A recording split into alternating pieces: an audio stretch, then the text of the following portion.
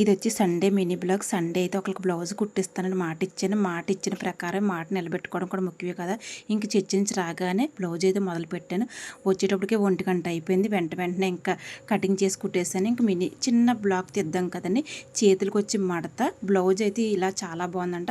వాళ్ళకి కూడా బాగా నచ్చిందని ఇంకా టైం లేక నేనైతే బ్లౌజ్ కుట్టిన రేటు కంటే నేను తెచ్చుకున్న భోజనమే రేట్ ఎక్కువ. బ్లౌజ్ కూడా అంత రేట్ ఇవ్వలేదు నాకు.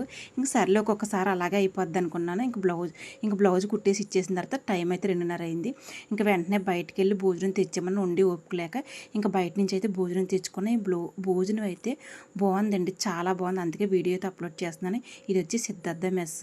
అన్ని కర్రీస్ ఇచ్చాడు. ములక్కాడ, జీడిపప్పు ఇచ్చాడు, గుత్తొంకాయ, సాంబారు, పప్పు, మామిడికాయ, అరటిపళ్ళు, పెరుగు ప్యాకెట్లు, చారు, అన్ని వెరైటీస్ కూరలు ఇచ్చాడు. మిక్చర్ కూడా ఇచ్చాడు. రైస్ అయితే 2 పొట్లాలు ఇచ్చాడు. సరిపోయింది.